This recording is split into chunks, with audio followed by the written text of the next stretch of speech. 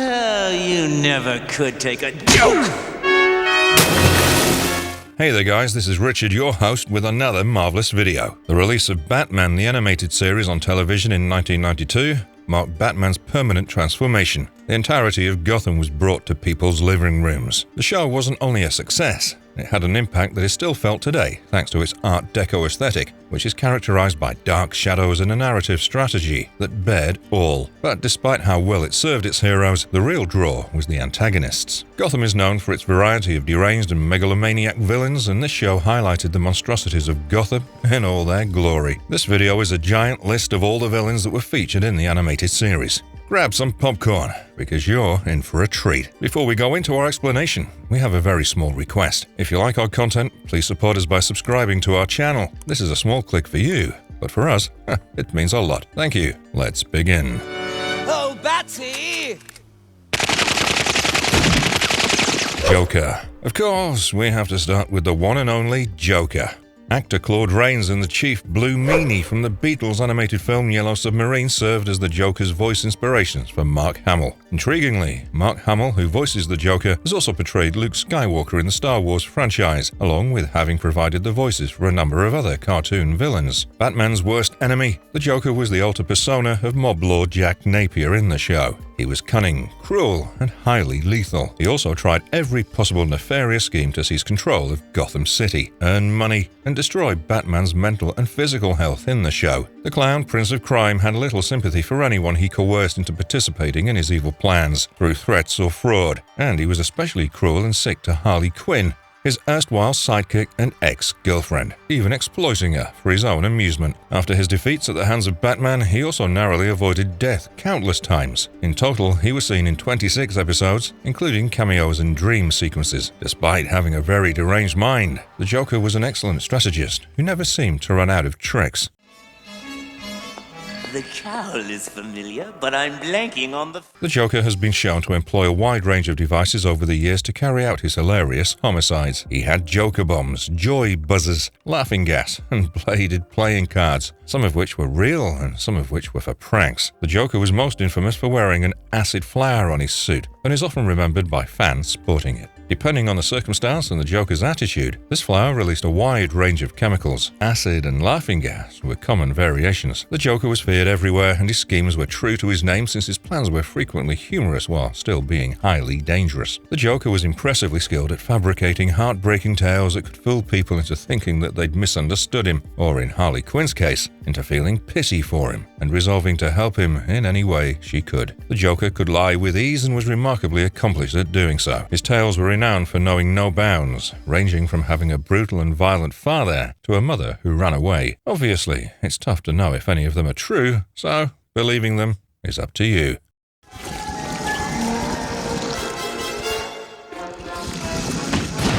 Clayface. In Batman the Animated Series, Matt Hagen, also known as Clayface, plays the role of a major villain, even having 2 titular episodes to his name. Clayface's backstory is quite the intriguing one. Before becoming Clayface, he was actually an actor named Matt Hagen. Actor Matt Hagen, once known as the Man of a Million Faces, was incredibly famous and worked for Imperial Pictures. Tragically, he suffered horrific facial injuries in a car accident. It was while he was being treated for burns that the dishonest industrialist Roland Daggett contacted him. Daggett recruited him to be a test subject for a substance called Renew You that he said would instantly bring back his youthful good looks. Being an actor and desperately wanting his old looks back, Hagen agreed. Hagen then went on to perform unlawful impersonations of others for Daggett in exchange for cash. Despite Hagen's intense resentment for the industrialist, he was compelled to cooperate because Daggett was the only manufacturer of the highly addictive Renew You drug, which by then he'd gotten hooked to.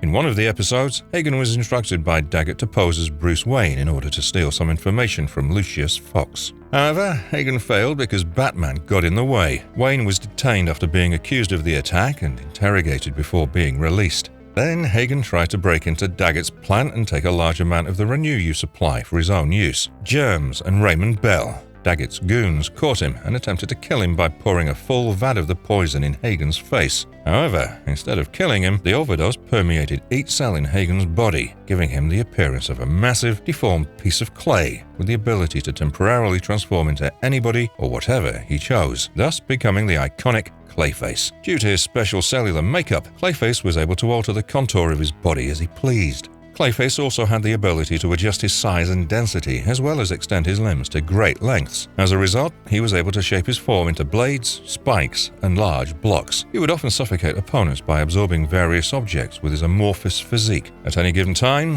Clayface could also divide himself into several creatures. Thus, his unique genetics and prowess as an actor allowed him to carry out many criminal acts and get away scot-free. Terrific. Just what I need now. Killer Croc. Former professional wrestler turned criminal, Killer Croc is one of the most visually striking Batman villains. You could easily pick out this big guy in a crowd. Croc's most striking features are his teeth, which are filed to points, and his grey skin, which is a result of a medical issue. Waylon Jones, aka Killer Croc, was born with a genetic abnormality that resulted in him having reptilian skin. In Miami, Florida, he worked as a sideshow performer when he was younger due to his unique appearance. Under the guise of Killer Croc, he finally joined the Wrestling Federation and rose through the ranks to win the championship. He also had the reputation of being the meanest guy in the Wrestling Federation. Killer Croc's DNA is a combination of human and reptilian DNA, making him an evil powerhouse. In addition, he developed the skills necessary to excel at wrestling and could survive for extended periods of time underwater.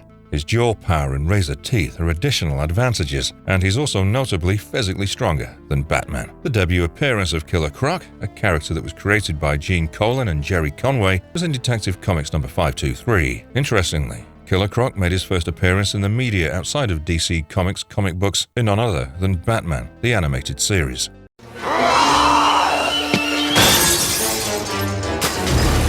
As far as his story in the show goes, Croc relocated to Gotham City, developed excellent criminal skills, and came into conflict with Harvey Bullock, who detained him. Later, Croc broke out of jail and sought retribution by accusing him of kidnapping criminals Joey the Snail and Spider Conway. Bullock was arrested as a result of all this. Later, despite Batman's intervention, Joker tries to kill Bullock again. After some time, Croc was determined to become a sane person and was being moved from Arkham Asylum to another prison. However, while being moved, he broke free and managed to avoid Batman's first pursuit. Croc took refuge with several old circus freaks, fooling them into thinking he was a good guy. When Batman eventually found Croc, the freaks turned on him despite Croc's attempts to keep them on his side, due to his criminal nature. Croc was apprehended with Batman's help and brought back to Gotham City. Eventually, Croc left Arkham once more and embarked on a crime rampage while creating his own gang. Croc was attacked and knocked out by Bane as a warning to Batman while evading Batman and Robin, and he was later sent to Stonegate Penitentiary to recover. You've got nothing!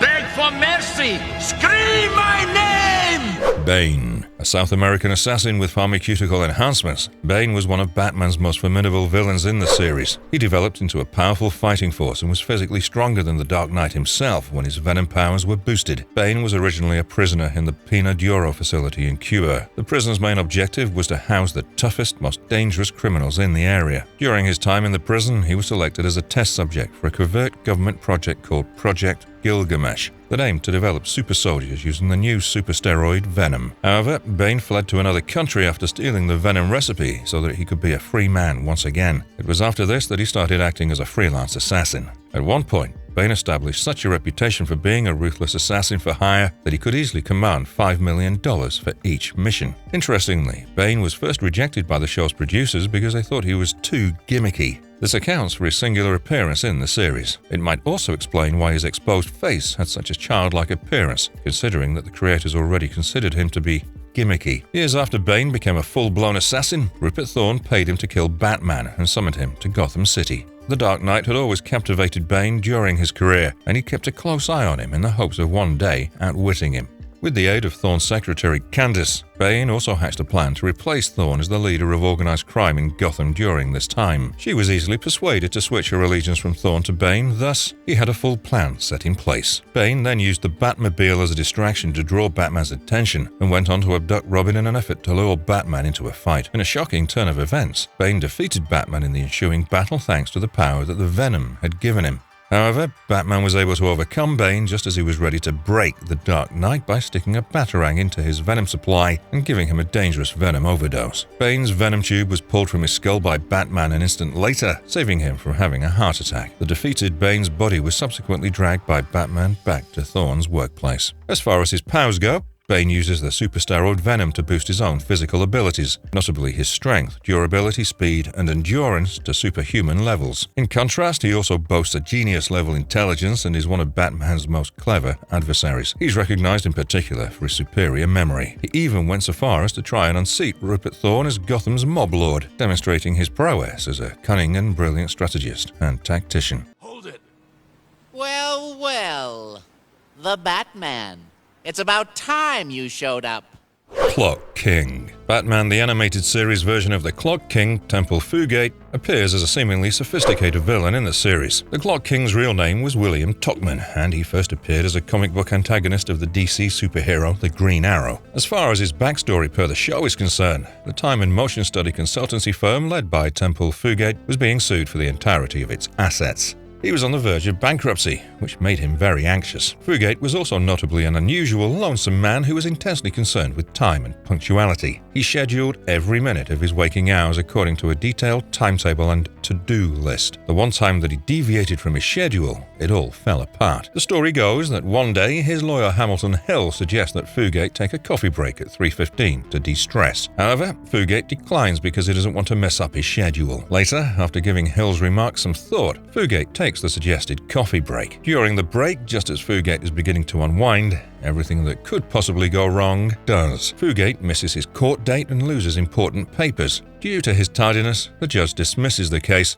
which leads to Fugate's unfair loss of the lawsuit without a trial and eventual bankruptcy. Fugate thus threatens Hamilton Hill with retaliation and vows revenge on the man. 7 years later, Fugate transforms into the Clock King and adopts a life of crime and vengeance, utilizing his keen understanding of time. Fugate, now going by the name Clock King, returned, swearing vengeance because he thought Hill had sabotaged his case on purpose. He caused mayhem, and that got him into trouble with Batman. But by watching news footage of Batman and memorizing his every move, Fugate had well prepared himself for this, making him a formidable foe of Batman. On the 7th anniversary of his bankruptcy, Clock King kidnapped Mayor Hill and attached him to the hands of a massive clock so the mayor could meet the Grim Reaper at 3:15, just as he nearly succeeded in catching and killing Batman. However, things once again didn't go his way, and he was subsequently arrested and imprisoned in Stonegate Penitentiary by Batman. This better be good, yous mugs. The Ventriloquist. The Ventriloquist, otherwise known as Arnold Wesker, is a mastermind of organized crime who travels with a Scarface dummy puppet. Unfortunately, Arnold Wesker developed schizophrenia as a result of a psychiatric trauma in his early years, while he was still a renowned ventriloquist in Gotham City. Wesker thus became a criminal and created the Scarface dummy instead. The dummy became an extension of his schizophrenic personality and took over as the main personality. He and Scarface went on a criminal rampage in Gotham under the alias Ventriloquist. The two carried out several gold vault heists with accuracy that resembled clockwork. Batman's suspicions about the robberies, involving a criminal with certain specific skills, led to the ventriloquist's subsequent demise. Scarface was wounded by gunshots and crumbled to a pile of wood after his battle with Batman. However, this didn't stop Wesker, and after being transferred to Arkham Asylum, the ventriloquist created a new dummy for himself. The ventriloquist also played the bailiff in the Arkham inmates' mock trial of Batman. While Janet Van Dorn and Batman made their getaway, Scarface's head was accidentally severed by the Scarecrow's scythe and tumbled down a flight of steps. Wesker also suffered as a result of Lyle Bolton's inhumane treatment of the prisoners inside Arkham. After being mistakenly believed to have hidden his other ego, he was eventually released from Arkham. He instantly started devising a fresh plan. There truly is no sleep for the wicked. The ventriloquist and Scarface had plans to take the animals from Veronica Vreeland's exhibit of stuffed, extinct and endangered species and resell them on the black market. They realized that logistics would prevent the strategy from succeeding. Therefore, they cooked up a fake partnership with Catwoman to act as their front. The ventriloquist began selling the stuffed animals for the criminal figures to the highest bidder, which included the Penguin. All this while, Catwoman was being held responsible for the heists. However, Catwoman was saved by Batman, who also cleared her name. Together, they vanquished the ventriloquist, who was then returned to Arkham Asylum after their victory. It'll be more interesting that way, don't you think? Now, you may enter. The Riddler. The Riddler, otherwise known as Edward Nygma, was formerly a software developer before he turned into a deranged villain. He first became famous for developing the video game The Riddle of the Minotaur. He then embarked on the path to becoming the Riddler, a supervillain after losing his employment. John Glover, who played Lionel Luthor in Smallville, Mr. Savannah in Shazam, and Jason Woodrue in Batman and Robin provided the voice for him. The Riddler, a sophisticated villain whose primary criminal motivation was outwitting others rather than simply causing mayhem or seeking retribution, had the honor of being the most challenging villain to create episodes for, according to Paul Dini of Batman Animated. Additionally, it was challenging to come up with engaging riddles for the episode's topic, despite his prominence in DC's comic books. The Riddler only makes a small number of appearances in Batman the Animated Series, likely due to this reason. Nygma was a smart man, and he excelled in several subjects. He also had a captivating passion for games and puzzles. He created the Riddle of the Minotaur for Competitron as computer software, which immediately gained popularity. Sales at Competitron soared, making many people extremely wealthy, including Daniel Mockridge, the company's corporate chair. Nygma, however, wasn't appreciated and was instead cruelly let go by Mockridge, who scornfully dismissed his efforts as inconsequential and attributed the success of the business to his own prowess in contract negotiations. In reality, Mockridge sought to grant Competitron the sole rights to the game in order to position the company for a successful sale. Mockridge was negotiating an agreement to sell Competitron to Wayne Enterprises 2 years later. It was during this time, under the alias The Riddler, that Nygma reappeared with the intention of kidnapping and killing Mockridge. The Riddler gave Batman an opportunity to save Mockridge by giving him a series of challenges and riddles to figure out, culminating in a journey through the maze at the amusement park's Riddle of the Minotaur, a real-world recreation of the game. However, the Riddler wasn't ready for a confrontation with a superior intellect because he was overconfident, absorbed in his own brilliance, and Batman outsmarted him by solving the last question. The Riddler possessed an IQ of a genius, but lacked metahuman abilities. He utilized his encyclopedic knowledge of a wide range of topics in his riddles and puzzles. From his time working in the computer sector, he was also highly technologically savvy and had created a number of groundbreaking innovations. However, Batman was aware that his primary flaw was his inability to control his need to brag about how clever he was by planting clues that encouraged someone to attempt and capture him. To his credit, Batman was frequently the only one able to do so, which the Riddler acknowledged by referring to Batman as the only one worthy of the game. You should have taken your own advice.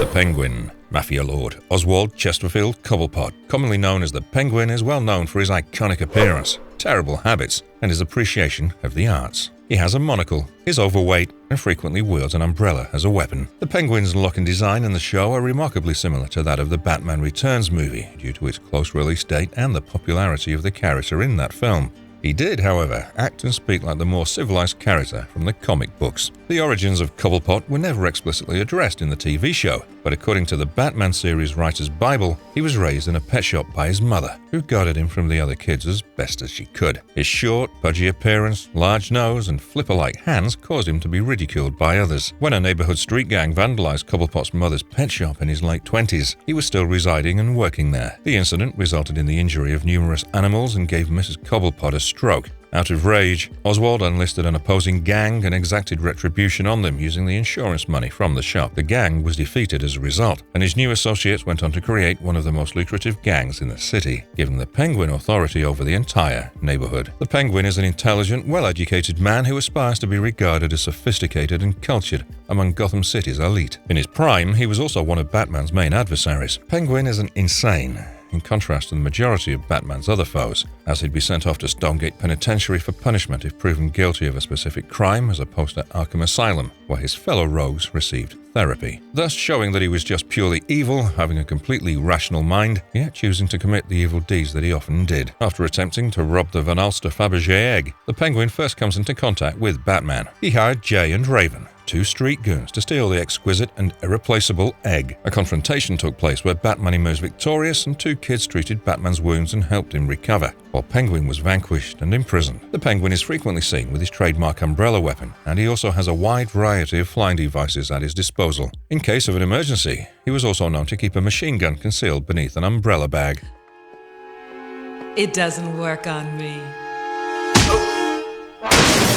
Poison Ivy. Botanist Dr. Pamela Lillian Isley lived a double life as eco-terrorist Poison Ivy. Ivy, in contrast to the bulk of Batman's enemies, was more concerned with protecting plant life and avenging those she thought had destroyed it than she was with wealth or power. She frequently ended up in Arkham Asylum due to her brutal tactics. Pamela Isley, who has a PhD in botany from Gotham University, previously worked for the cosmetics company Chez Gerard as an examination chemist in charge of creating new perfumes. She also gave a weekly oration series on uncommon and extinct species of plants at the institution. She constantly made an effort to safeguard plants from people. Poison Ivy possesses a rare genetic resistance to all toxins and poisons, notably Joker venom. Ivy is a chemist as well, and throughout the show, she regularly creates poisons, toxins, and serums that are intended to destroy, alter, or preserve depending on her wants and goals when coupled with her education in botany. She also has the capacity to secrete strong pheromones that may render her irresistible to men, which she often used during her criminal career. She also possesses a rare aptitude for plant genetics, enabling her to produce enormous, partially sentient plant creatures that serve as her bodyguards. Ivy is also a superb gymnast and martial artist in close quarters fighting. She also has a small repeater crossbow on her wrist, which she usually only uses as her last line of defense. She first showed up on Batman's radar when she romanced Harvey Dent and introduced a toxin into his body by kissing him. In true femme fatale fashion. She did so because she considered him to be a murderer, since he had plans to destroy flora and land that she thought belonged to the plants of the area. This caused Harvey to fall into a coma, which led to Bruce investigating how the lawyer had suddenly fallen into a coma. Batman was successful in tracking her down as the culprit, and she was caught and detained in Stonegate Penitentiary. It's also in the show that Poison Ivy meets Harley Quinn.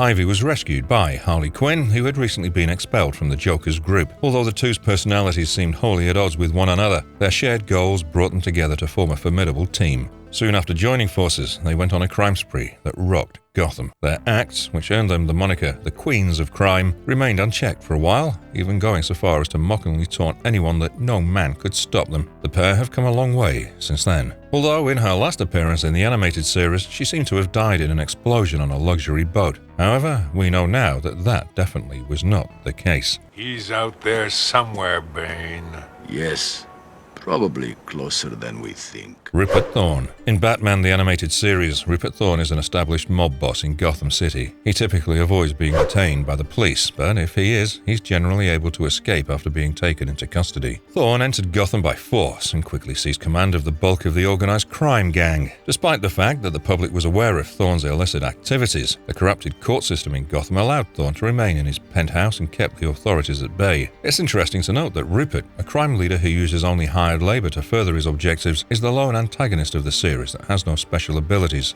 or gimmicks. Thorne is also an extremely interesting villain because his actions contributed to Harvey Dent's transformation into the iconic villain Two-Face. Thorne's criminal case was relentlessly pursued by Dent himself. However, Thorne obtained Dent's clinical records and discovered that he was dangerously mentally ill, with a diagnosis of multiple personality disorder that was only just under control. Thorne utilized this knowledge to threaten him. Dent's alter ego, Big Bad Harv, surfaced as a result of his overwhelming rage at Thorne's threats and his mob's taunting, and he attacked Thorne. A thug shot and damaged a vat of chemicals as Thorne ran from the scene. This resulted in the chemical splashing on Dent, who was pursuing him, and left scars on the left half of his body. The tragedy had numerous effects. Harvey Dent was left emotionally and physically wounded and went on to become Two-Face. Dent then set out to destroy Thorne's economic empire by assuming the name of the criminal Two-Face. He kept pursuing Thorne until they had a face-to-face encounter where Two-Face almost killed Thorne. However, Batman intervened and saved Thorne. After this, Thorne and his thugs were arrested. His story doesn't stop here. Thorne later also came into confrontation with another mob boss, Arnold Stromwell, during a gang war. Since his plans were always spoiled by Batman, at one point he also hired Bane to get rid of the Dark Knight once and for all. He was physically much stronger than Batman, yet despite that, he was unable to murder Batman and was instead sent to Stonegate Penitentiary. Thorne's plan's failure cost him since he lost respect in front of his thugs. Largely, Thorne has played the role of an evil crime boss perfectly. Very resourceful. So I'll just have my men shoot you and throw your body... Roland Daggett. Roland Daggett made his series debut as a dishonest and ruthless businessman in Batman the Animated Series. He's described as being a big, physically intimidating man with smooth-back, reddish-brown hair and blue eyes. He's best known as the head of the pharmaceutical corporation Daggett Industries. Daggett is one of the main recurrent adversaries of the series, along with crime lord Rupert Thorne. One of his biggest evil schemes was the creation of Renew You. Renew You is a face cream created by Daggett Industries that allows users to alter their facial features in any way they choose. Since Renew will be rejected by stores due to its addictive properties, Daggett planned to sell it covertly through direct marketing. However, beyond simply selling the cream, he made use of it for more sinister purposes. Daggett is best known in the series for 4 main evil schemes. In this video, we've already spoken about Clayface and Daggett's role in the transformation of the injured actor into the villain known as Clayface. He approached the wounded and scarred Matt Hagen while he was in the hospital and enticed him with a lifetime supply of Renew, promising that it would fix his appearance and return him to his glamorous life of acting. However, the cream and subsequent incidents where Daggett orders his henchmen to literally feed the poor actor untested fluids and leave him to die led to the creation of the vengeful Clayface. Clayface even attempts to kill Daggett in the series to take revenge. However, he's stopped by Batman and Daggett is taken away. His second notable scheme was when he planned the destruction of Crime Alley because the city council had rejected his gentrification proposal. Roland Daggett used the excuse of making a speech about building a mall somewhere to make it appear as though he was uninvolved with the explosion and that it was caused by the rupture of an underground gas line. He was able to do with the assistance of his goon Croc and the arsonist Nitro. However, Batman managed to disconnect some of the bombs, limiting the number of destroyed buildings. Unfortunately, since he didn't find enough evidence to implicate Daggett, the businessman got away scot-free. His third scheme was quite sinister, especially if you're a pet lover. With Professor Milo's assistance, Daggett's next plan was to unleash a highly infectious virus throughout Gotham City that would turn domestic animals into frenzied carnivores. Daggett would become famous and rich because he would then be the only person with the cure. Paunch and Jesse were employed by Daggett to act as stray catchers and round up as many strays as they could. Selena Kyle's cat Isis turned out to be one of these strays, which resulted in Catwoman getting involved in the situation. Batman and Catwoman successfully foiled Daggett's plan, but this time they also managed to obtain incriminating information that becomes public, leading to a major blow to his image. Last but not least, he also tried framing Catwoman as a way to exact revenge on her for foiling his scheme. In order to sell the precious Jade Cat statue on the black market and frame Catwoman for the theft, Daggett stole it from the Gotham University Museum. However, his plans were once again foiled by Catwoman. I remember you, Kyodai. Well, you should recall the man you ruined. Kyodai Ken. Kyodai Ken was a formidable ninja and Bruce Wayne's adversary. In Batman the Animated Series, he serves as the primary antagonist in the episodes Night of the Ninja and Day of the Samurai. Formerly, Kyodai Ken was Sensei Yoru's top student and a well-known martial artist in Japan, but Kyodai's morals and ethics were corrupt, and he frequently utilized his abilities to commit theft. Kyodai also saw Bruce Wayne as a foreigner who wasn't worth his time. Kyodai once tried to steal Yoru's cherished sword, but Wayne stopped him. After looking into the disturbance, Yoru kicked Kyodai out of his dojo. Kyodai's anguish was so severe that he relocated to the city and hired himself out as a ninja assassin. Years later, Kyodai disguised himself as the ninja and journeyed to Gotham City to seek revenge from Wayne. He started multiple sabotage stings on 7 Wayne Cosmetics branches. When Batman finally interfered to put a stop to the schemes, Kyodai discovered that Batman was in fact Bruce Wayne. In fear of his identity being discovered, Batman allowed Robin to deal with the pissed-off ninja instead. However, in the end, the two fought, which resulted in Batman winning the battle as Kyodai fled the scene. Months later, Kyodai went to Japan and resolved to master Yoru's most powerful move, the touch, which could slay a man with a single strike. In order to get the location of the hidden scrolls carrying the technique instructions, Kyodai kidnaps Yoru's student, Kairi. Kyodai was still able to learn the touch even though time had rendered the scrolls extremely delicate to the point where they disintegrated upon contact, and he intended to use the technique to kill Batman. However, when he did come back to use the deadly technique on him, Batman was already prepared. Kyodai abducted Alfred Pennyworth and enticed him to Mount Kajiki, an active volcano, for one last confrontation. Kyodai attempted to utilize the touch, but Wayne was wearing a protection pad to block the death spot. During this time, the volcano began erupting and Kyodai became trapped in the erupting volcano's melting rocks. Wayne made an effort to save him, but Kyodai refused. He bowed to Wayne out of regard for his opponent before the next lava explosion separated them and Kyodai disappeared. Series developer Bruce Timm has since acknowledged that they had no intention of bringing Ken back in subsequent episodes and that they planned to make his demise more overt, but the censors objected. So it's reasonable to claim Kyodai perished in the explosion. Naughty Mr. Batmans, you play too rough.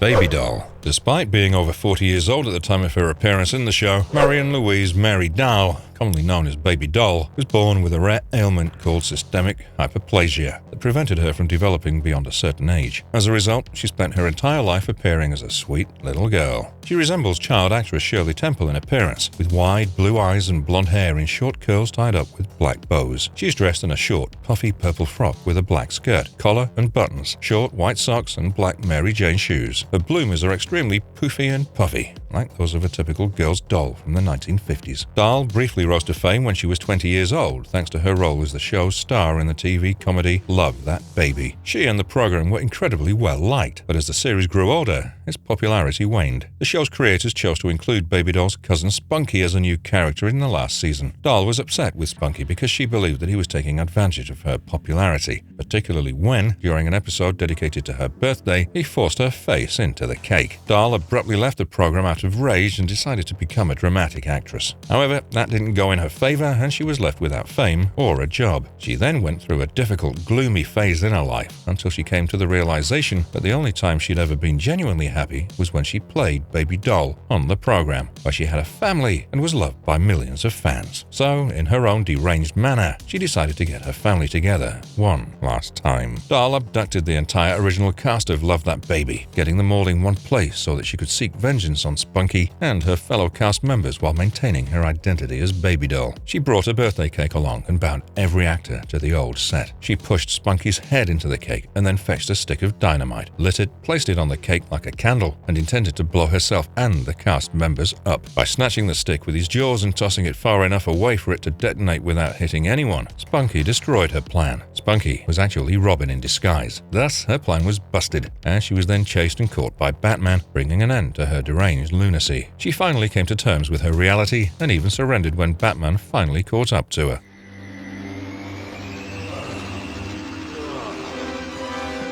Count Vertigo. A terrorist with Eastern European ancestry by the name of Vertigo tried to interfere in the business of Wayne Enterprises, which caused him to face off against Batman and later the daughter of Ra's al Ghul. He's best known for producing the Vertigo effect, a form of hallucination and other types of mental illusions. This is produced by a Vertigo-producing eye patch used in the movie Vertigo. Along with numerous hiding places, an abandoned castle or monastery, huge sums of money, and a lot of land, he also makes reference to his noble ancestry in the comics. In the show, an external threat started employing Vertigo-based abilities to produce mental hallucinations, otherwise known as the Vertigo effect, among the Gotham City Police Department personnel and Wayne Enterprises CEO Lucius Fox, as Wayne Enterprises was bringing a new kind of sonic drill to Gotham City. Later, Batman identified the threat as Vertigo, who intended to profit from the drill for himself. Batman recruited Talia al Ghul to assist in capturing Vertigo in his castle, but the rogue stalled their efforts by using his power to make them experience hallucinations. Vertigo almost managed to escape at this time while holding the drill in his possession, but Batman and Talia managed to catch up with him in the bell tower of the castle. Acting fast, Talia rang the bell, disabling Vertigo's abilities in an effort to beat Batman and her once and for all. The noise of the ringing bell overpowered Vertigo, who plummeted from the tower's window and plunged into the river below. His ultimate fate is still a mystery.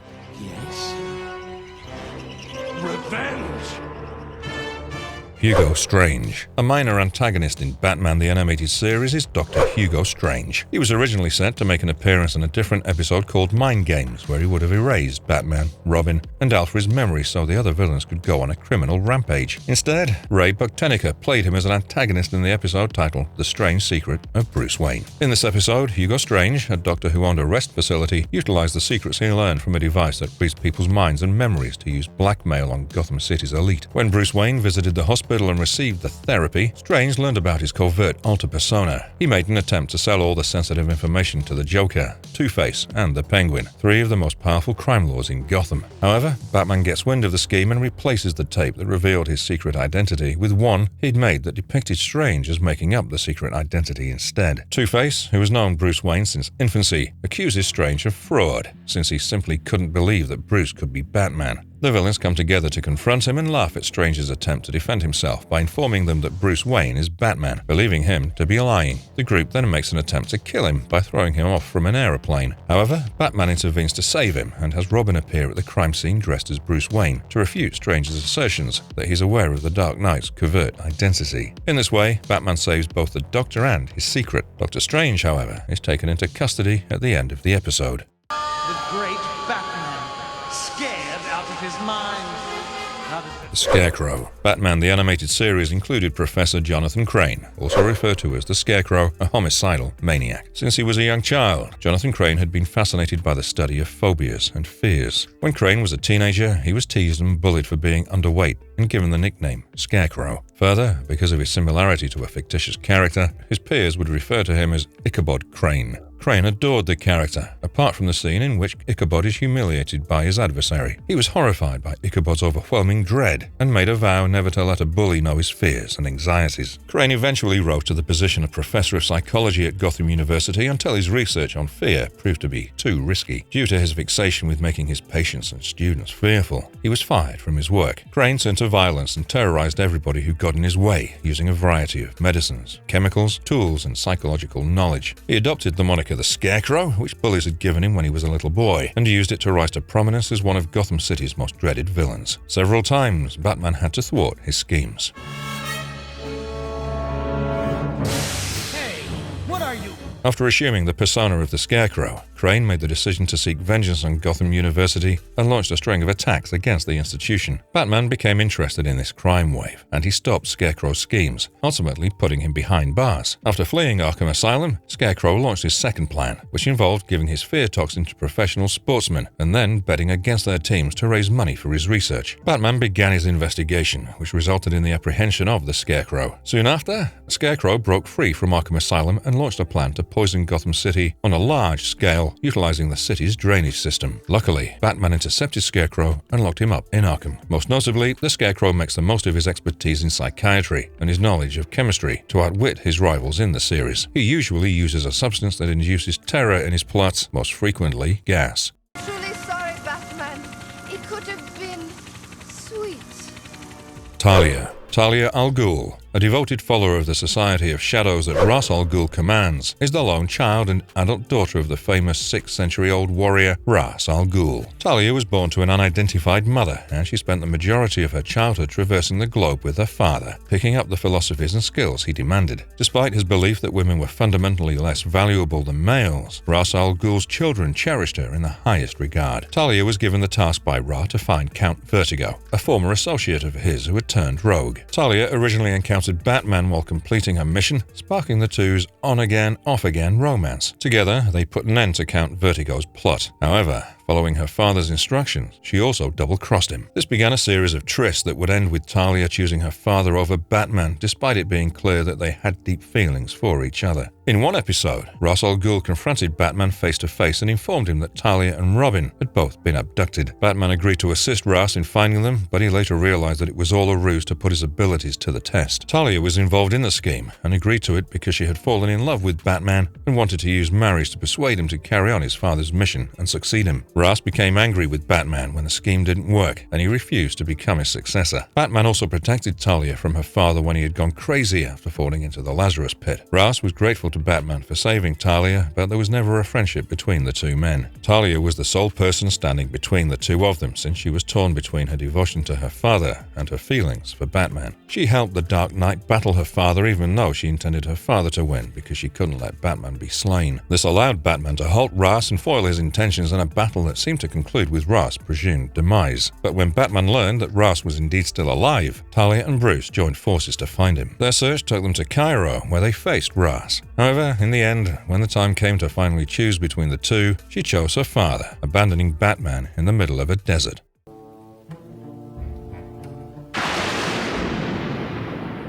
Two-Face, or erstwhile lawyer Harvey Dent, is undoubtedly one of Batman's most well-known adversaries. Harvey was a firm supporter of law and order ever since he was a child. As he grew up, Dent gained a reputation for getting things done as a respected law enforcer, which helped him win the election for District Attorney of Gotham. The District Attorney, however, had a secret dark side. Dent had multiple personality disorder, a severe mental disease that began in his youth after he falsely believed he'd gravely injured a bully in a fit of wrath. Dent tried to suppress his feelings as a result rise up, but his rage never really subsided. Instead, it grew and developed into a different personality from the polite Harvey Dent. We've already spoken about the villain Rupert Thorne in this video, and it was while pursuing him that Harvey got chemicals splashed on his face thanks to an explosion, turning him into the horrifying villain Two-Face. His alternate identity had taken control of his mind and body, and as a result of the trauma, which also left him in a state where right and wrong had lost all significance, Dent began committing crimes against Rupert Thorne while posing as the criminal Two-Face. He also started acting in accordance with a double-headed coin that had one of its faces scratched. Every choice Two-Face made depended on the outcome of this coin toss. Harvey would behave well when the good heads were in play, but when the disfigured side of the coin came up, he would decide to commit terrible deeds. Numerous Thorne businesses, including nightclubs and betting circuits, were assaulted by Two-Face in an effort to bring down the man he held responsible for his disfigured face. Thorne lost a ton of money over a period of 6 months, and the mobster set a $2 million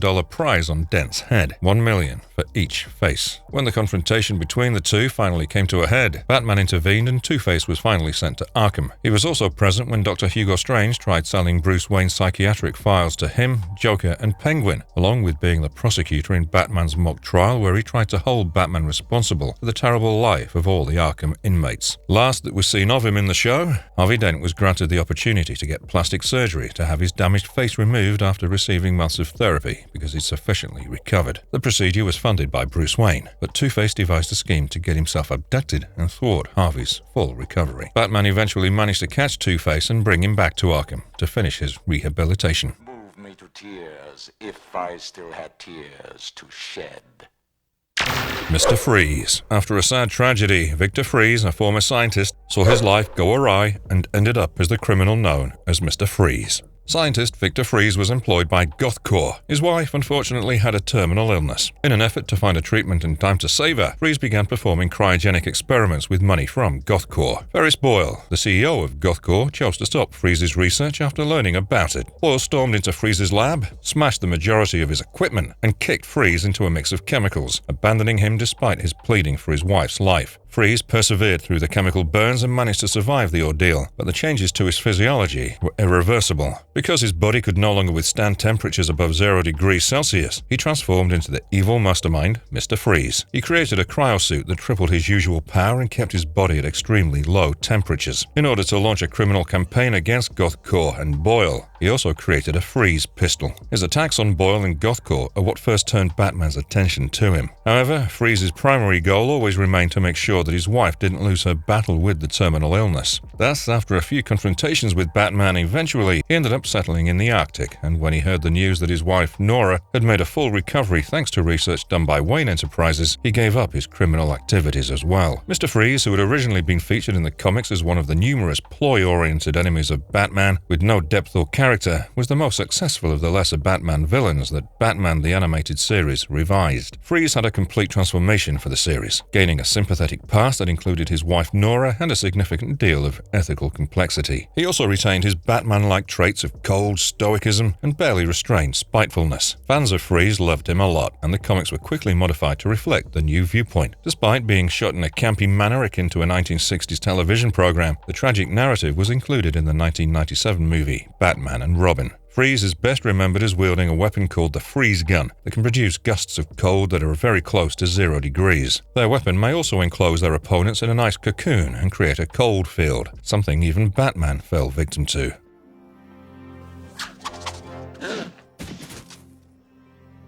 Catwoman. Selina Kyle, better known as Catwoman, is a well-known vigilante and sporadic burglar who's also famously one of the Dark Knight's most compatible love interests in the series. Selina Kyle, a socialite in Gotham City and the anti-heroine known as Catwoman, was born into a wealthy family. She's best known for stealing priceless items for the underprivileged out of the thrill of the chase. All cats, tame or wild, have an innate trust for Catwoman because of their special link with her. She frequently utilized her cat Isis to steal expensive objects during her early acts as Catwoman, which caught the Dark Knight's attention. But when they first met, Batman let her get away. Around this time, Selina attempted to save some animal habitats. To do so, she bid $10,000 at an auction, winning a date with Bruce Wayne in return. Bruce tried his best to assist Selina when she revealed to him during their date that she was attempting to obtain a wildlife territory from Montague Enterprises. When this failed, Selina was compelled to break into Montague to learn about their hidden plans, during which time she learned that the business was collaborating with the global terrorist Red Claw. Red Claw and her terrorist terrorist group started a quest for Selina as a result of her activities against Multigon, putting her at risk. In exchange, Catwoman headed to their covert base of operations with the intention of gathering enough proof to turn over to law enforcement and put an end to their criminal activity. Batman had to intervene to save her because she was unaware of the true danger. Despite their collective forces, Red Claw managed to capture Catwoman and Batman, who were then left to perish in a lethal trap. After releasing them both, Catwoman faced Red Claw as Batman demolished the entire location. She lost the battle, but a mountain lion eventually saved her, and the GCPD soon showed up in order to handle the terrorists. However, this incident ended with Catwoman being arrested. She was, however, granted parole, which meant she could no longer use her Catwoman costume for any criminal doings. This didn't stop her from occasionally helping out Batman, such as assisting him in taking down the villain Roland Daggett. Most notably, later, Catwoman rescued Batman from a fatal trap that the Joker had set in the show. Joker, in his true deranged fashion, held a live captive audience at gunpoint while he kidnapped Batman and strapped him into an electric chair. The contraption worked through laughter, forcing the audience to laugh with his laughing gas. Fortunately, Catwoman intervened to save Batman, but Joker managed to kidnap Selina. His aide, Harley Quinn, tied her up with the intention of killing her and turning her into cat chow. Batman, however, proceeded to beat up and capture Quinn after saving Catwoman. In the end, she asks Batman if they might give up fighting crime and live a regular life, but Batman vanishes and their romance once again becomes unfinished business for the two.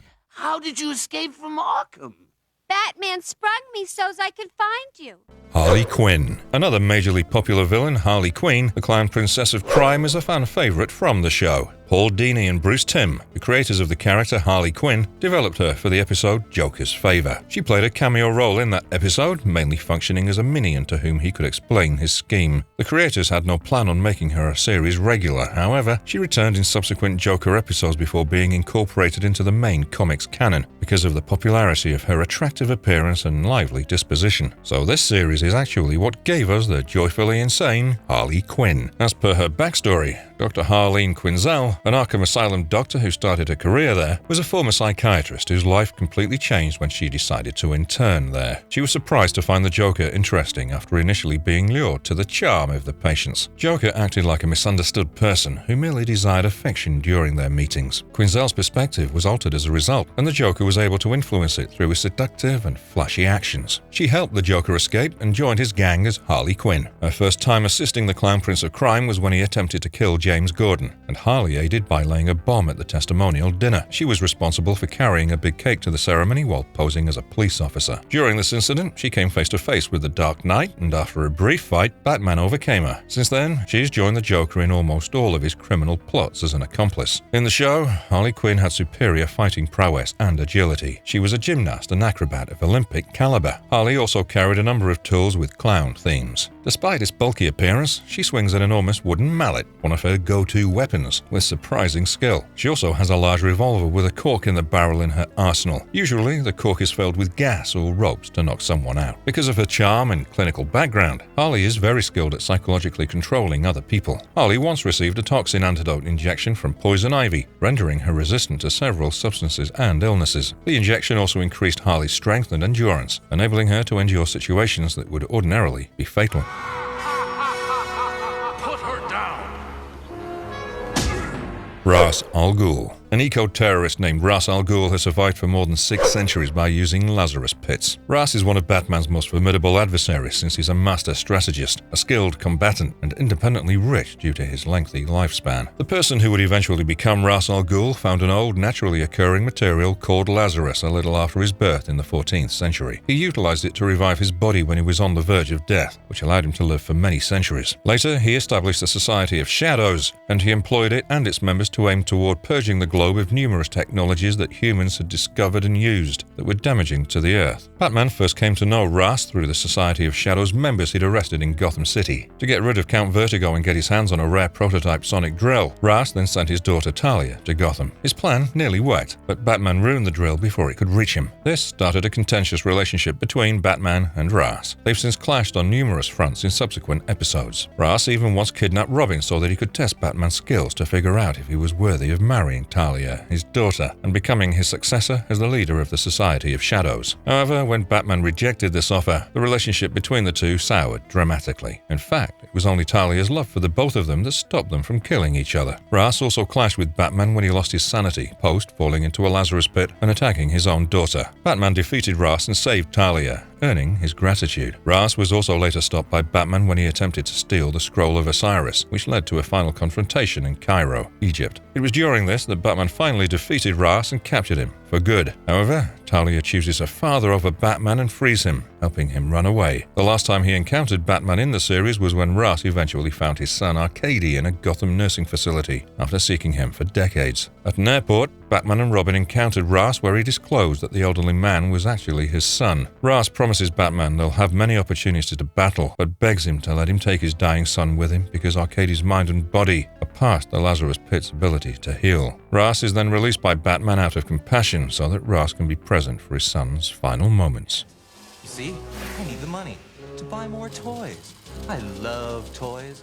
The Mad Bomber. Ted Dimer, a modest toy store employee, became a minor villain in the series when he began imitating the Mad Bomber from the television show The Grey Ghost, a villain known for his vicious bombing campaigns. It's interesting to note that the moniker the Mad Bomber is a combination of Ted Blackman, who was a background designer for the show, and John Dimer, who worked in the animated department along with Tim in Tiny Toons. Further, the character design of the Mad Bomber is based on the show's producer, Bruce Timm. Toy collector Ted Dimer turned his hobby into a store called Yester Toys, where he collected and sold vintage merchandise. Dimer was excessively infatuated with all kinds of toys and has spent a lot of money getting them. Despite having a significant collection, he had little money and wanted something to line his pockets. Purely by chance, Dimer had started buying the old memorabilia that actor Simon Trent, who played the Grey Ghost in the television series, had started selling to supplement his income. It's during this time that Dimer recognized the additional purposes his toys might serve after remembering an episode from the series. Dimer concealed bombs inside remote-controlled cars that were created and patterned after the same automobiles used in the Grey Ghost, imitating the look and methods of the Mad Bomber. Some of the vehicles he purchased from Trent were even real-life models from the program. Dimer started by detonating a plastics lab in Gotham City. He then started a bombing spree, putting demands on each target, asking for $1 million if the city wanted the bombing to stop. The Gotham Police Department and bomb teams were baffled by his undetectable footprints. Dimer was thwarted in his attempts to halt the Dark Knight, and both his toy store and command center were demolished. Dimer sobbed about the destruction of his toy collection before being taken into custody. He was clearly a mentally unwell man who was severely in need of help.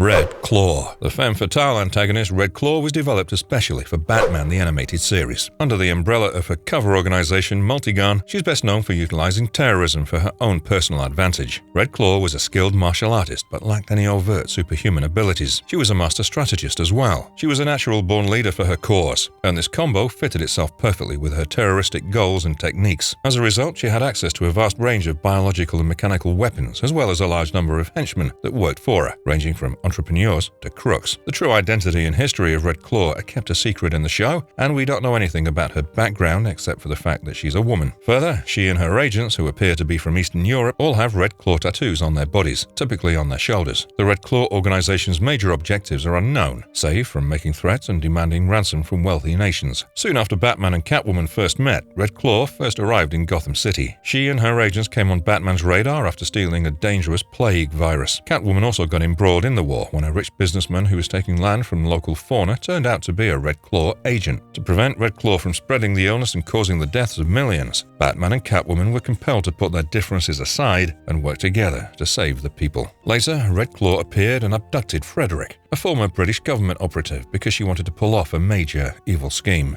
She learned that she would also require Alfred Pennyworth, Frederick's former collaborator, while she searched for the activation codes for a dormant missile system that she intended to use. As a result, Batman was driven to England and into yet another battle with a terrorist to save his butler and father figure, Alfred. Red Claw and her henchmen were fought off by Batman and Robin at their castle headquarters, but they were still unable to stop the missiles from being fired at London. Batman was caught by surprise by Red Claw while he was using the Batwing to chase after and destroy the missiles. Red Claw succeeded in removing the hero's hood off his face, but she was forced out of the jet before she could see his face. She either perished or escaped captivity by parachuting into the sea. Her future actions and ultimate fate remain unclear. Looking for someone, Batman? Sorry, you won't find me in there. Josiah Wormwood. Information hunter Josiah Wormwood, popularly known as the Interrogator, specialized in setting up death traps. Josiah Wormwood earned a living as an expert in torturing people. His main criminal activity was luring and trapping his victims with clues in order to obtain information, jewels, money, or anything else worthwhile. Josiah Wormwood was an extremely educated man, even if he lacked metahuman skills. He was an expert at building death traps that he utilized to question his victims. He was also a formidable combatant who could match the Dark Knight in strength. He seems to use his death traps as his primary method of obstructing his adversaries rather than engaging in combat with them. In The Baron, Wormwood was hired by Wacklaw Josek, a minor criminal aristocrat, to complete one task: get Batman's cape and cowl. A while prior to this, Wormwood had stolen an entire case of bearer bonds, hiding $750,000 in bonds somewhere only he knew. During his interaction with Josiah, he wants to know why the criminal wanted Batman's cape and cowl so badly, and Josiah makes him the deal that he would reveal his motivation only if Wormwood revealed to him the location of the bonds. With this deal in mind, Wormwood set out to carry out his mission, coming into direct conflict with Batman. In Traintown, a train yard, Wormwood set his first death trap. He attracted Batman to this location by asking Commissioner Gordon to provide him with a puzzle. Batman was looking for hints when he suddenly walked right into the trap. Wormwood attempted to purchase the cape and cowl, and to make the bargain more compelling, a woman's life was put in jeopardy. Batman, on the other hand, avoided this trap and pounced at the woman, but to no avail. The figure was a hologram, and Wormwood instead managed to elude the Dark Knight. At De La Rue's Wax Museum, he set his second trap for Batman, and this time, he jeopardized Batman's life. Batman entered the building and was instantly confined. As he continued ahead, a room with a 20,000-watt halogen lamp further entrapped him. Despite destroying the lamp, Batman was ultimately compelled to give Wormwood his cape and cowl since he'd caused the emission of a poisonous nerve gas. Wormwood was dismayed when Batman unmasked, but he couldn't see his face since the Dark Knight was wearing a second mask. Yet, his duty was finished. It had only been to obtain the cape and cowl. Having succeeded in his mission, he left. Wormwood came back to Josek and demanded payment for his work. Wormwood once more inquired about Josek's plans during their celebration, but the Baron asked that Wormwood first inform him about the secret bonds. He gave their location and the fact that he worked for the Kirin Emirates, a Middle Eastern country subject to an embargo. He was employed by them to seize the bonds and deliver them in a clandestine manner. Josek then kept his promise and revealed his true intention behind wanting Batman's cape and cowl. It was because he was Batman. Batman had enticed Wormwood into a trap to find out the true location of the bonds. Wormwood made an attempt to flee, but Batman caught him, putting an end to his criminal activities. Alice, darling. I had to come back when I heard that cad abandoned you again. The Mad Hatter. In Batman the Animated Series, Jervis Tetch, also known as the Mad Hatter, is a former scientist who turned into Batman's sworn enemy. Lou Sayer Schwartz and Bill Finger were the creators of the Mad Hatter, who made his debut in Batman number 49, all the way back in 1948. Jervis Tetch was a shy and socially inept scientist who worked for Wayne Enterprises and experimented with mind control technology, while harboring feelings for Alice, a colleague. When he found out she had a boyfriend, he was angry, but when he realized their relationship had deteriorated, he made impressing her his main priority. He appeared in his favorite book's Mad Hatter costume and went to her with a bouquet of flowers in hand, hoping to win her over. He brainwashed others to act as if he was a celebrity in an effort to impress Alice. Jervis enchanted Alice, who took his gesture as an attempt to make her feel better. Regrettably, Alice and Billy patched things up and rekindled their romance while they were still engaged. This triggered Tetch, and he decided that he'd deal with the situation in his own way. Alice was thus brainwashed and then abducted by Jervis, who was now going by the name the Mad Hatter. Following his trail, it was at a theme park with an Alice in Wonderland segment where Batman finally located the Mad Hatter. He quickly discovered that the insane man had brainwashed individuals into dressing as characters from Wonderland and giving them orders to kill Batman. Batman broke the maniac's hold on them before going up against the Mad Hatter. The Hatter, armed with an axe, battled him, but a massive Jabberwock ornament crashed upon him, pinning him down and allowing Batman to arrest him. Later, the Mad Hatter broke out of Arkham Asylum. Batman is then tricked into a trap by him, where he defeats the Dark Knight, puts him into a machine-induced coma, and makes him live in a dream world. The Mad Hatter was eventually apprehended by Batman after he successfully escaped from the dream reality, and it was returned to Arkham. He's also been part of other schemes such as using toys to hypnotize and brainwash people. Why should Zeus be concerned about the weapons of man when he can call forth thunderbolts of his own?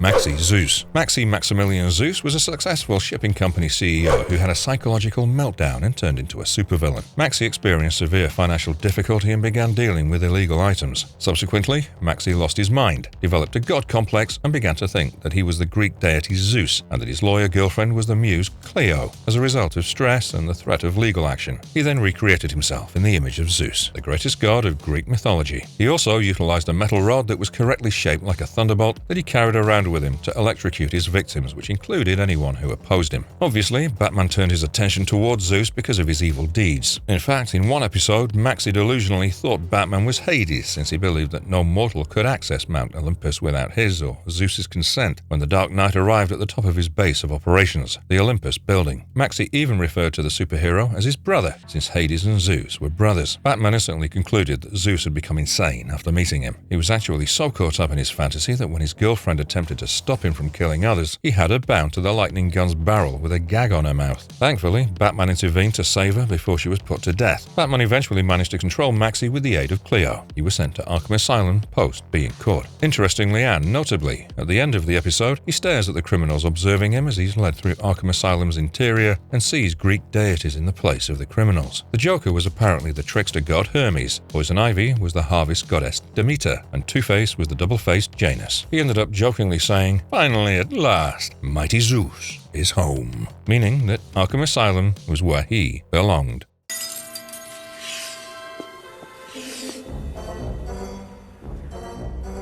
The Terrible Trio. A trio of outlaws known as the Terrible Trio were a group that embodied natural elements, and each of them represented the land, sea, and air. The trio consisted of 3 affluent, influential, and privileged young people from Gotham City who met at the fraternity Delta Sigma Alpha at Gotham University, which is nearly entirely comprised of wealthy students. They experimented with every activity often reserved for the wealthy, like large game hunting, treasure seeking, and deep-sea diving. But they were still unsatisfied with their lifestyle, so they chose to try crime. Seems insane, but yes, that was their sole motivation. The trio lacked superhuman abilities, but they were all physically fit, creative, and adventurous. They also possessed the financial means to methodically plot their crimes and arm themselves with a technological arsenal akin to Batman's. Warren Lawford, who had inherited an oil fortune, took on the moniker The Fox. Armand Lydecker, whose parents owned an aerodynamics company, became The Vulture. And Gunther Hardwick, the heir of a shipping tycoon, became The Shark. They carried out a number of risky thefts throughout Gotham and were ecstatic when they succeeded. They were equally delighted when they once succeeded in eluding Batman. They were pretty much in it for the thrill of the game and not for anything else. They got a rush out of knowing that they were able to successfully swindle people and even evade the Cape Crusader himself. Rebecca Fallbrook, the daughter of entrepreneur Sheldon Fallbrook, one of the trio's theft victims, and Lawford had a romantic relationship. To the horror of his friends Lydecker and Hardwick, Lawford attempted to kill Rebecca once Rebecca learned of their unlawful activities because he was so paranoid that they'd be found out. He also believed that they could kill her and get away with murder in the same way that they'd been getting away with other crimes. Lawford was last spotted as the door to his Stonegate penitentiary cell banged shut behind him, terrifying him deeply. He was definitely not ready, nor was he equipped for a life behind bars.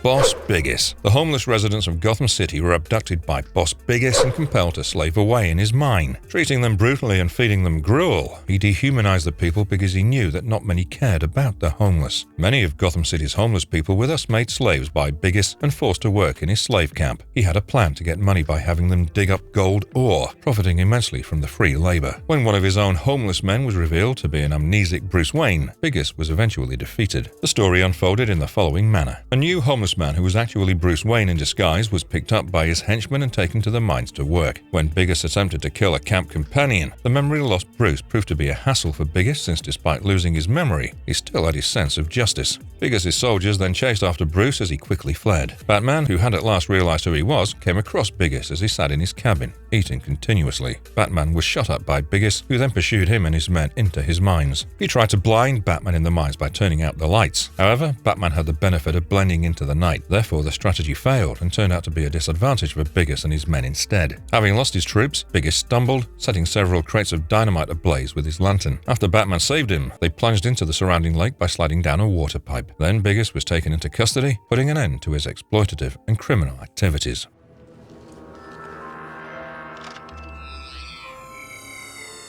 Lloyd Ventrix. An ex-con named Lloyd Ventrix, also known as Mojo, bought an outfit that allowed him to become invisible and commit certain crimes in the series. The story begins with robber Lloyd Ventrix being apprehended and a restraining order being put in place against him by his ex-wife, Helen. She and his cherished daughter, Kimberly, thus became off-limits to him for a distance of 100 feet. But Lloyd wasn't willing to let the law get in the way of his plans. Following his release from prison and employment as Sam Goodell's errand boy, Ventrix stole test samples of an experimental plastic. When an electrical current was introduced, introduced to this plastic, it bent light rather than absorbing it. As a result of this, the plastic and its contents thereafter lost their visibility to the human eye. This highly excited Lloyd, since it seemed to be the perfect material to aid in his plans. However, the substance turned out to be hazardous for the body and mind. Brushing any concerns aside, with the help of the material, Ventrix created a full bodysuit that gave him the power to visit his daughter covertly and to steal whatever he wanted without being noticed. Ventrix thus assumed the identity of Mojo and became Kimberly's invisible friend. He couldn't be seen because of the outfit, but he could nonetheless be heard and touched. He caught Batman's notice in Gotham City when he robbed a gem exhibition. The Dark Knight looked into it and found a connection between the Ventrix's, the substance, and Goodell. Ventrix, in the meantime, abducted his own daughter after discovering that his ex-wife Helen intended to leave Gotham for good. Ventrix intended to take his daughter out of the city to live with him instead. When Ventrix disclosed his identity to Kimberly, she grew uneasy and made an attempt to run away. This was when Batman showed up and a fight broke out. During the brawl, Kimberly managed to flee back to her mother. Batman resisted Ventrix's effort to escape in his invisible car, and the pursuit eventually brought them to a rooftop with a water tower. When Batman begged Ventrix to take off the suit before it poisoned him fatally, Ventrix started punching him viciously instead. However,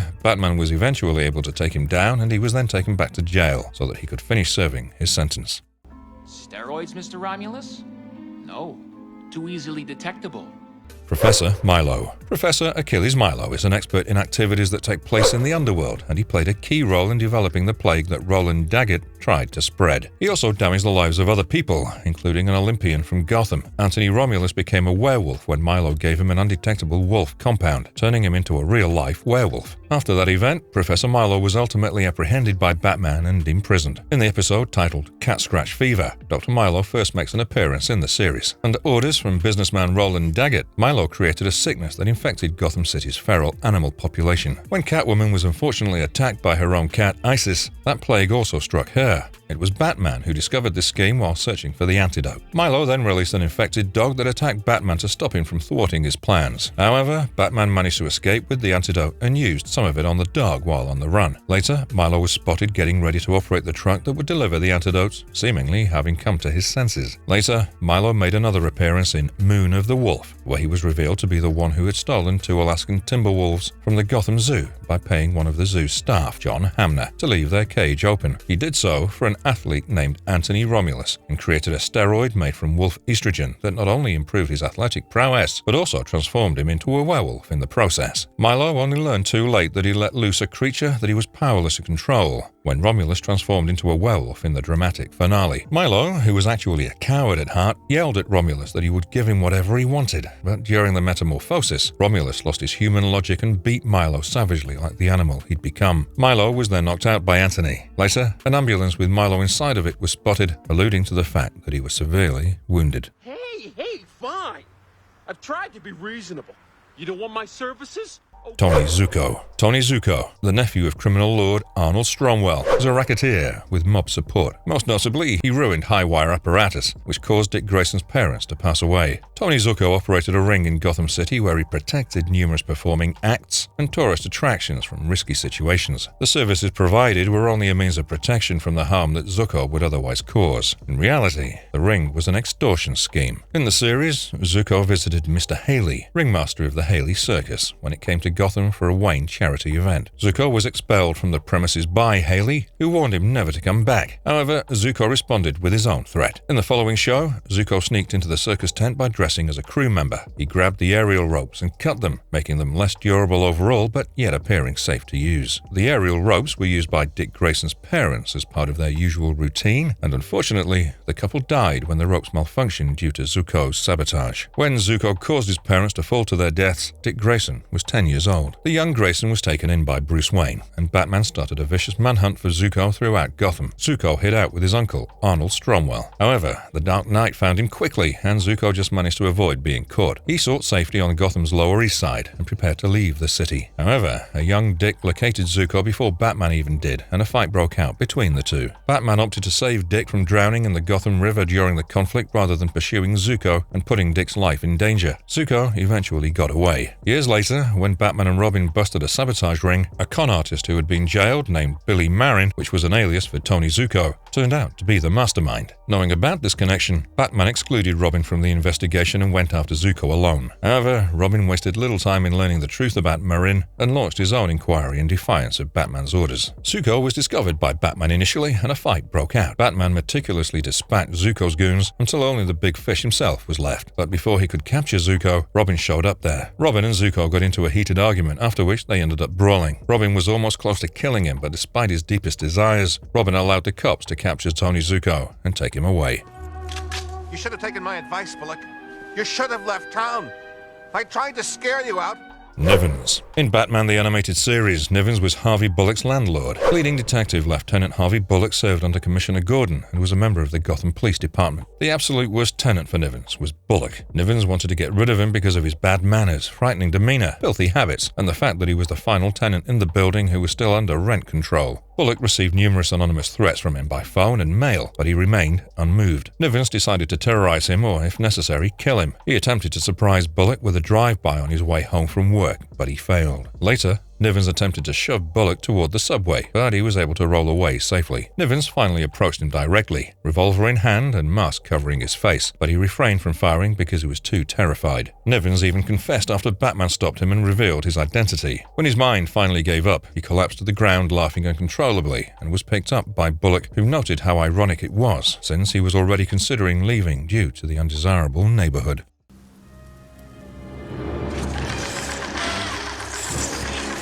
Hardac. Hardac, whose full form is Holographic Analytical Reciprocating Digital Computer, was developed by computer whiz Carl Rossum. The technology, however, deviated from its creator's instructions and started thinking by itself, becoming sentient. Before Batman intervened, Hardac nearly succeeded in making copies of Gotham's affluent and rich people and taking over their businesses to increase its dominance. Carl Rossum, the computer genius who developed Hardac, had said that the computer was a model created to show how artificial intelligence machinery could be achieved. Even if that claim were true, Hardac, however, after becoming sentient, wanted to remove the transience of humans. In fact, Hardac planned to replace the whole human population with androids in order to solve the issue from its flawed viewpoint, because humanity couldn't sustainably exist forever. Aranda Duane imposter Hardac killed the actual Aranda Duane in secret, and other androids that stole cutting-edge equipment from other companies, notably Wayne Enterprises, were among the evil AI creations of Hardac. Well done, Batman. You not only eluded my trap, but solved my clue as well.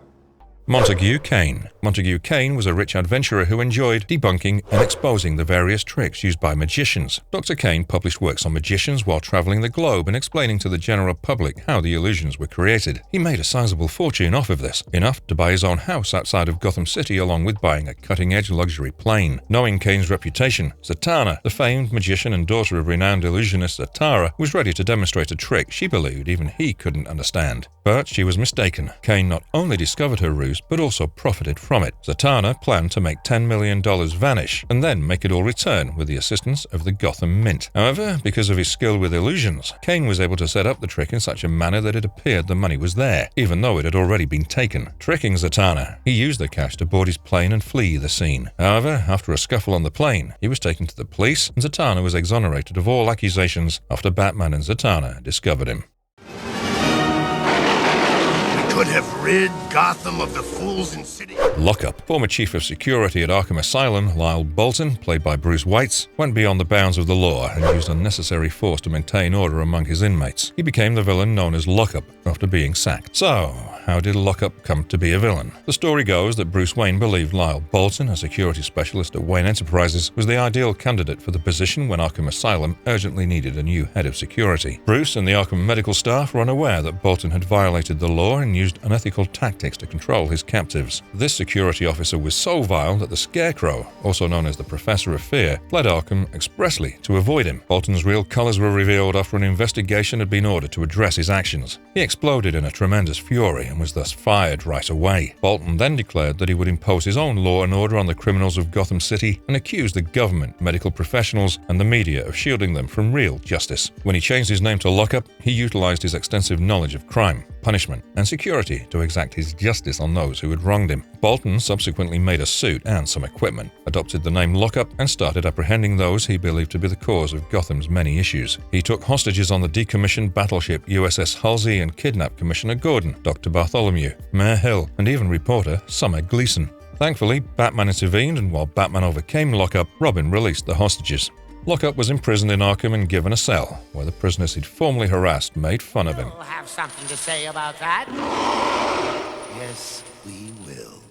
The Sewer King. Tom Ruger originally designed the Sewer King as a minor antagonist for Batman. He's a sewer-dwelling, staff-carrying evil who employs an army of wayward kids as pickpockets. In the series, Michael Pataki played the Sewer King, a man who operated a child slavery ring out of Gotham City sewers. The Sewer King lived in Gotham City sewers and was despised by civilization. He spent some time there by himself before starting to abduct Gotham's orphaned kids. He used deception to make them believe that, like him, they had no place in society and could only exist in his realm. He provided them with a house, food, as well as a place to rest, and then sent them to work, stealing, sewing, and other odd jobs. The kids' eyes became used to the darkness from living in such surroundings. As a result, the Sewer King utilized light to penalize them for any transgression. Sewer crocodiles were also on the lookout, keeping any unwanted guests from trespassing into the Sewer King's domain. It was only when Batman started looking into the real source of a string of thefts that were allegedly committed by leprechauns that he stumbled upon the Sewer King's child slavery ring. Batman sought to confront a little boy he cornered and dubbed Frog, but ultimately took the boy to the Batcave. Despite his refusal to communicate, the youngster finally guides Batman to the Sewer King's lair by taking him through the sewers. Batman had some difficulty capturing the Sewer King, but he eventually succeeded. Batman showed a strong urge to kill the Sewer King because of the villain's acts, but he refrained and instead turned him over to the police and had his crocodiles captured and taken to the Gotham City Zoo. The Sewer King has no true skills outside his image. He's a master at discipline, as seen by the sewer crocodiles he tamed and called his pretties, as well as the runaways and orphans he kept under rigorous control. As a result, he was able to defend his realm by using a ragtag militia of crocodiles at his disposal. The Sewer King was one villain who really made Batman turn on his own head. Batman, usually a cool-headed vigilante, thought about taking the justice system into his own hands in response to the Sewer King's abhorrent abuse of children. The Sewer King appears to have been inspired by two characters from classic children's literature. Fagin from Oliver Twist,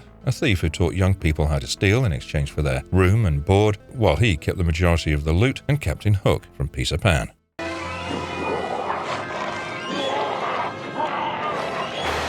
The Werewolf, Anthony Romulus. Harry Hamlin provided the voice of Anthony Tony Romulus, a pentathlete and philanthropist who became a monster. He was a one-off appearance in Moon of the Wolf episode. Romulus participated in a number of low-level sporting events and frequently won, but the celebrity and power got to him and he felt compelled to achieve even greater success. Romulus got his moment when his previous triumphs earned him entry into what was considered Gotham's most important athletic event. Romulus was committed to strength training and healthy activity, but his hunger for success drove him to look for anything that would ensure he would win a gold medal. The Games Committee was obviously looking for athletes who had used performance-enhancing drugs when he ultimately called on Dr. Milo, who was aware that he could not create anabolic steroids. Instead, he created a serum that included Timberwolf hormones, which were plainly not the substances the Games Committee was looking for and would not show up in drug or steroid testing. Romulus hurriedly agreed without realizing Milo had essentially duped him. Milo, on the other hand, was not particularly wary of the medication or apprehensive about potential adverse effects. Using the drug, Anthony's career significantly advanced as he rose to the top of every athletic competition. A secondary goal, fame and fortune, was then accomplished by Romulus after winning the gold medal. Romulus, however, squandered his income from endorsement deals and cash awards from athletic competition on a home, luxury vehicles, and relationships with attractive movie stars. Milo requested payment, but Anthony kicked him out. Romulus later underwent a complete transformation into a werewolf, which he would exhibit on full moon evenings due to the drug. Batman was drawn to Romulus after he was sighted in the Gotham Zoo, attacking a guard who could have knowledge that could help him find Milo. Romulus was simply described as a wolf-like beast. This resulted in a major altercation between the two, and Anthony's story ended with him never being captured or imprisoned in Arkham. Temper, temper, Batman. You shall see your Catwoman as you've never seen her before. Dr. Emil Dorian. One of the first pioneers of gene splicing was a rebellious geneticist, Emil Dorian. Joseph Mayer provided the voice for the Batman the Animated Series character, Dr. Emil Dorian. He's a scientist who combines the DNA of several animals, most notably cats, in his research. In Gotham City, Emil Dorian first held the position of a geneticist. He wanted to conduct studies to improve cats' feline characteristics since he was cat-obsessed. Kirk Langstrom demonstrated to Batman a cat with a crippled leg that was one of the good doctor's earlier efforts, claiming that these cats had suffered for dangerous permanent alterations as a result of his crude trials. Dorian soon created a mutagen called T-99 that enhanced his tests. But by this point, the scientific world had shunned him because of his reputation for torturing animals and doing immoral research. In order to continue his experiments away from the direct reach of the police, Dorian made the decision to relocate to an uninhabited island. Garth, a genetically altered gorilla, and Tigress, a half-man, half-tiger hybrid with enhanced cunning and power, whom he characterized as the peak of his craft, were the results of his immoral experimentations. Dorian then made the decision to find his creation, Tigress, a soulmate, or even better, to make one for him since he believed that Tigress was feeling lonely. He picked Catwoman to be his subject for this purpose and had Garth abduct her. She was taken to the island by Garth, where Dorian conducted gene splicing on her. As a result, Catwoman changed into a hybrid of a lady and a cat. As soon as he got there, Batman saw Catwoman in her transformed state and tried to save her, but Dorian dispatched Tigress to murder him. However, things didn't go his way, since Tigress turned against his master after learning that Dorian had deceived him. Although Tigress saved Dorian from the lab explosion, he brought him to Batman and Catwoman instead of helping him escape. Eventually, Dorian was handed over to the police. Taking out the Batman will make me look good in Gotham. But the real pleasure is going to be taking you out. Vinnie the Shark. Vincent the Shark Starkey was a drug dealer in Gotham. In the episode titled A Bullet for Bullock, he only made one appearance and was voiced by Greg Berger. Up until he was caught by a vice squad led by Harvey Bullock, Starkey operated a narcotics lab in South Gotham. He was sentenced to 10 to 20 years in prison, but was released on parole for good conduct after 8 years. He returned immediately to the business. A slew of threats against Bullock appeared shortly after his release. Starkey's new Bayside crystal meth production plant was shut down by Batman and Bullock. However, it became clear through interrogation that Starkey wasn't the source of the threats. One can say that Batman would be nothing if not for his villains. The fact that there's crime and criminals in Gotham is what serves as Batman's entire reason for existing. Thus, it's not surprising that the creators of the show didn't skimp out on the visualization and storylines of these villainous characters. The worse a villain is, the more satisfying it is for fans to watch Batman take them down. Do you have a favorite amongst all the villains that are featured in the show? Tell us in the comment sections below. And if you liked our content, don't forget to leave a like and subscribe to us if you haven't already. Have a good one and be safe. Thanks, everyone. How did you escape from Arkham? Batman sprung me so's I could find you.